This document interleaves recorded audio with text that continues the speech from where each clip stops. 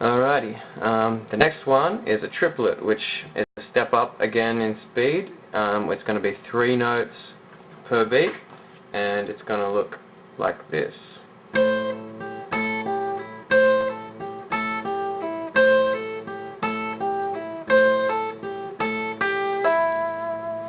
Okay, so it might need to pay a bit more attention if you guys are doing the bass note thing to where the bass note sits.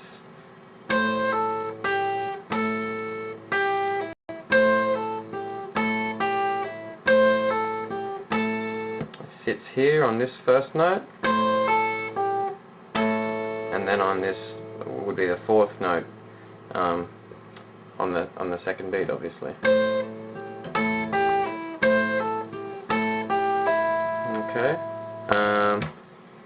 This time we're using a technique called a pull-off. Pull-off is kind of like the opposite of a hammer-on. You pick the higher note, then you have one of these fingers waiting on a lower note, and you don't pick that lower note. This finger actually pulls off the string like that, and that's what makes the sound of the note.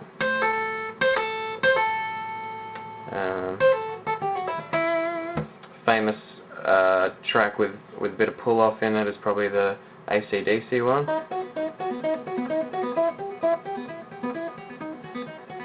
So look that one up if you want to practice some pull-offs. Okay, the next, that's called Thunderstruck. It's a bit of a classic.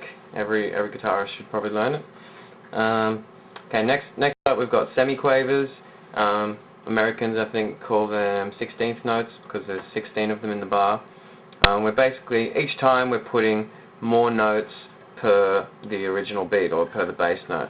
So we started off with 1 note per beat, then we doubled to 2 notes per beat, then 3, now we're up to 4 notes for every bass note. Okay, this lick I added some notes, or a note outside of the pentatonic scale, just to show you guys that you can do that if you so wish. And I'll use the pull-off technique again. Okay, so the note that I added is B, so 5, 7, 8, a semitone away from C. So if you're using the fingering that I suggest, then it's the ring finger that's playing that note. So that looks like this.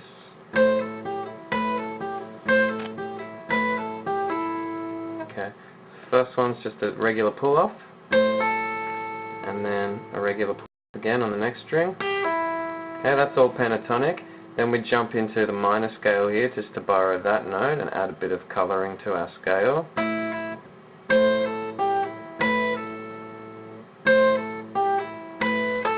Yeah, straight away it gives it a bit more of a darker kind of a feel, which is kind of nice.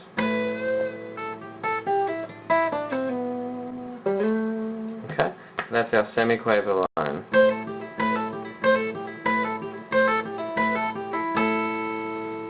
Alright, and I'm not going to use 5s or 7s rhythmically because they're a bit weird and hard to grasp, and this is sort of for beginners.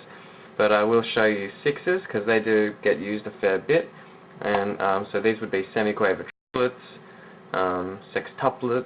I'm not sure what other names there are for them, but 6 notes per beat is basically what you need to know. So for every tick of your metronome, or for every tap of your foot, or for every bass note, you're going to have 6 melodic notes. That's quite a good one to practice for your finger dexterity. Pull off on both of these fingers, so you need to have this finger down and these 2 waiting ready to go, and it's kind of like a little cascade of notes. And then the same on the next string. We'll also be adding another external non-pentatonic note, which is the F sharp, which adds another nice. My reason for wanting to add extra notes is to show you guys that you can do that. You can expand your pentatonic scale beyond that basic shape and use chromatics in between of the main notes to spice it up, add some coloration. Okay, so here's the 16th note triplet, 6 notes per beat lick. You can either chase the string with your index finger like that,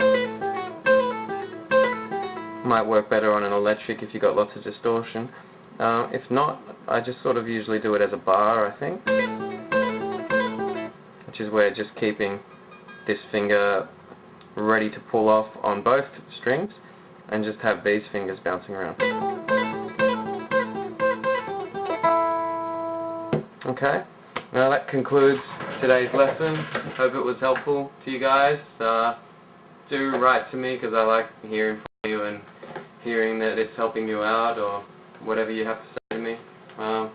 Yeah, enjoy. Peace.